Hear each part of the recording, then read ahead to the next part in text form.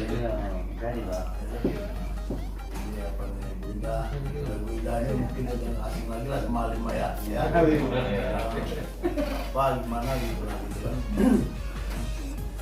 Nama Bupati di PLT. Kemudian Pak Herus ya, juga PLT di prestasi Pak Edi juga ada juga selengkapnya Pak Sugadi walaupun dia tapi dia pejabat kalau pertama-tama saya mengucapkan terima kasih hadirannya di kantor sekolah ini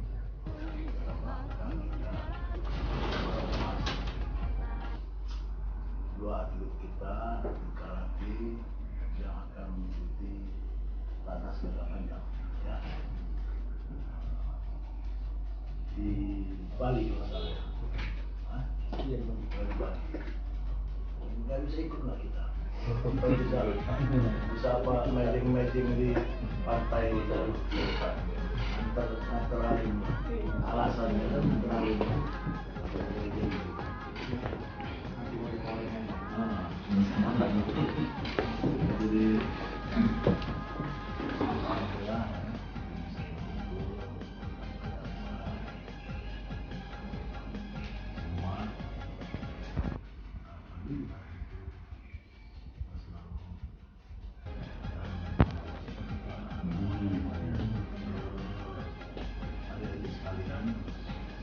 jadi mereka ini adalah atlet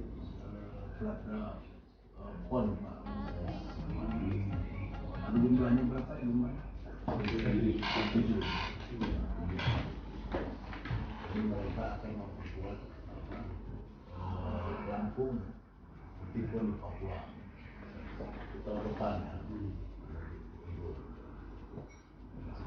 Biasakan makan sagu jalan.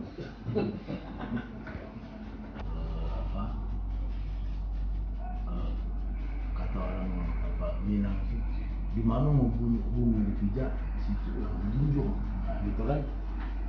Lain lubuk, lain ikannya, ya. Jadi artinya kita harus pandai-pandai membuat. Adik-adik sekalian, jadi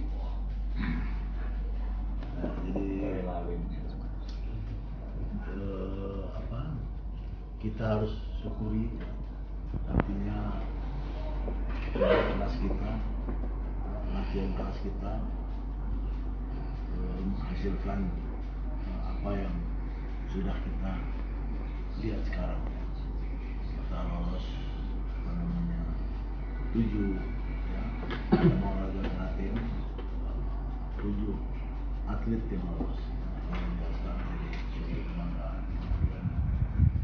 Hari ini kita akan melepas juga 2 atlet yang akan mengikuti Platnas Jaga Panjang.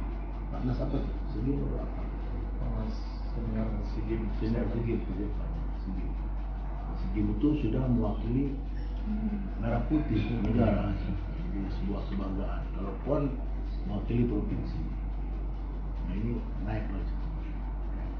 Jadi si Halim ini ya, Halim PPOP ya, Anda ya, sama si Sally ya,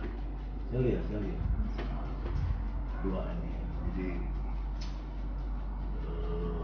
saya minta manfaatkan kesempatan itu ya, tapi ingat bahwa kalian itu akan mengikuti event yang membawa nama daerah PON ya. Jadi karena prestasi PON itu sebuah kebanggaan. Kamu juara dunia, kalau kamu nggak juara PON nggak ada ininya ya. Itu dia seperti orang Jepang itu walaupun dia juara dunia, kalau nggak juara di Jepang itu nggak namanya orang mantap lah ya. Sebagaimana yang saya katakan, selalu saya katakan prestasi itu bukan perkara yang gampang ya, tapi juga bukan perkara yang susah juga. Kenapa? Karena buktinya orang bisa gitu. Artinya kan kita bisa melakukannya juga. Yang terpenting bagaimana caranya, itu yang penting. Nah, oleh karena itu kalian harus latihan yang rajin, latihan maksimal. Selalu saya katakan bahwa latihan itu menentukan 50% untuk kalian sukses. Ya, latihan yang maksimal itu. Latihan maksimal itu di dalam teori ilmu olahraga itu 6-8 jam setiap hari. Nah, itu nggak boleh dikorupsi. Kalau dikorupsi itu berdampak kepada kemampuan kesiapan kalian dalam menghadapi persoalan. Semua teknik itu sama. Kalau sudah di nasional itu cepatnya sama, gerak cepat, daya tahannya semua sama, ya, strateginya sama semua. Ada yang nggak sama, yaitu apa? Kesabaran dan keuletan, percaya diri. Nah, ini 3 ini. Ya, coba kamu lihat Agaev yang juara dunia. Beda nggak dengan kamu orang? Dia Kusuti sama kan? Nizaminya sama kan? Mawasi sama semua. Kenapa dia bisa juara dunia? Itu pertanyaan. Ya. Jadi kalian harus tubuhnya, tapi kata orang Jepang itu bahwa jiwa kalian seperti gunung Fujiyama. Kalian nggak punya jiwa tempur yang bagus. Assalamualaikum. Masuk aja. Masuk. Orang selalu melihat prestasi itu katanya gampang, tapi nyatanya kan hasilnya kan nggak maksimal, ya kan? Artinya nggak gampang. Nah, kalau kita bicara prestasi daerah kita misalnya, berapa cabang olahraga yang ada di Lampung ini? 36 lebih. 37 ya permasalahannya. Belum ditambah yang baru-baru. Cabang olahraga yang punya prestasi cuma 5 cabang olahraga kalau nggak salah. Ya. Angkat papsi, ya kan? Apa namanya? Senam, atletik, atletik emas nggak kemarin? Emas. Ya, emas ya. Atletik emas, karate, apa lagi? Terjun payung. Terjun payung. oh terjun payung, ya. Apa lagi? Ya, menembak. Ini nggak emas nggak? Menembak nggak? Enggak. Mana nggak? Sempat tahun yang lalu berikut sebelumnya. Bayangkan dari 37 cabang olahraga itu hanya 5 cabang olahraga yang sukses. Nanti nggak gampang. Semua itu harus dengan kerja keras. Jadi kalau kalian sukses, artinya kalian memang sudah kerja keras. Kalau belum, tambah lagi. Ya, tambah lagi. Tidak ada ini, apa namanya? Tidak ada keberhasilan itu tanpa kerja keras. Tidak ada kesuksesan itu tanpa kegagalan. Jadi jangan takut dengan gagal, gitu loh. Itu pun kita bertarung, jangan takut dengan kalah. Coba dulu, gitu kan, maksimalkan dulu. Ya. Percaya dengan diri kita. Kalau kita yakin kita bisa, pasti bisa. Ya kan? Gitu. Jadi seperti itu. Apalagi kita olahraga tarung, bukan olahraga seperti olahraga atletik, ya, nggak ada lawannya kan. Terus apa lagi?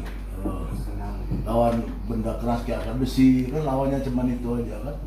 Kemudian renang, kalau kita tarung, selip hidung patah, ya kan, tangan patah, segala macam. Jadi kalau nggak punya kecepatan yang luar biasa, nggak punya nyali, nggak punya keberanian, nggak bakal bisa. Mau mukul aja nggak bisa kita kalau kita nggak punya nyali, ya kan?